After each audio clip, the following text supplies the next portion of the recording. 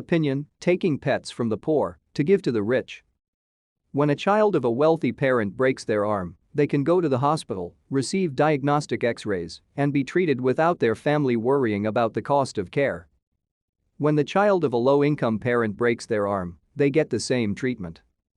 That's because mandatory medical expenses are covered under MSP in British Columbia. Unfortunately, the story would be very different if the family member needing care were a dog. Veterinary care is not subsidized by the government, which leads to some bleak statistics. More than 100,000 pets were surrendered to Canadian shelters in 2019. Research tells us financial difficulties are one of the top reasons people give up their pets. To stay up to date with latest top stories, make sure to subscribe to this YouTube channel by clicking the button above this video. Those surrenders have a huge impact on families. 58% of Canadians have a cat or dog in their household. Evidence shows that these companion animals provide emotional and mental health benefits to their human guardians and even help them react, cope, and recover from disaster situations. And yet, veterinary care is not considered a priority in the holistic care of Canadians, not widely, and certainly not in a way that is supported by government funding. People who are living on a low income do not have the luxury of saving for emergencies. If their beloved pet falls ill, if they escape from the house and get hit by a car, or if they develop a suspicious lump on their paw, those animal guardians are forced to make almost impossible decisions. One animal guardian who received assistance through Vancouver Humane Society's VHS, Helping Women and Pets in Crisis program said, "We spent our rent money to get him medicine in the hospital to prevent him from suffering.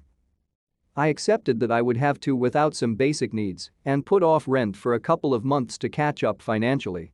These concerns are commonplace among the people who reach out to VHS for help with veterinary bills. Do I pay for my cat's biopsy or cover rent this month so we both have somewhere to live? Would my dog be better off if I manage his pain at home or surrender him to an animal shelter that could give him the emergency surgery he needs?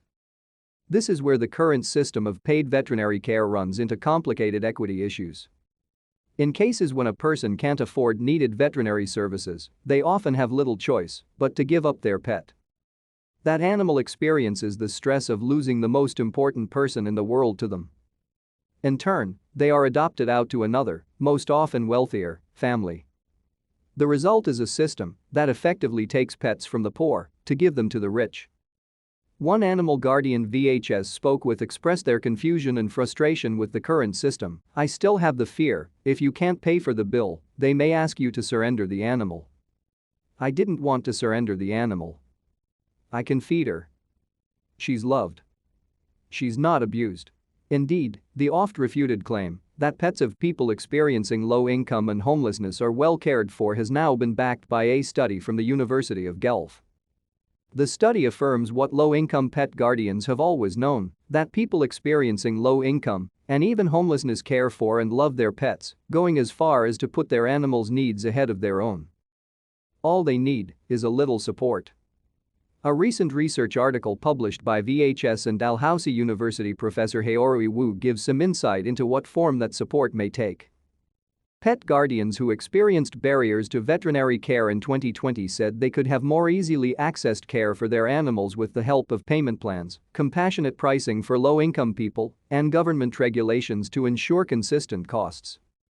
The article also suggests that veterinary staff receive training in trauma-informed practices, which would improve doctor-client communication, reduce stress for animal guardians and veterinary staff, and encourage low-income individuals to seek veterinary care before their animal's health is in such a severe state of crisis that they must be euthanized. British Columbia is facing a veterinarian shortage with severe related mental health impacts. Add to that a housing shortage and an opioid crisis, and the outlook for pets is not good in our province. If we want mental health support for all, financial security for all, and equity for all, the choice is clear: we need accessible, trauma-informed veterinary care for all.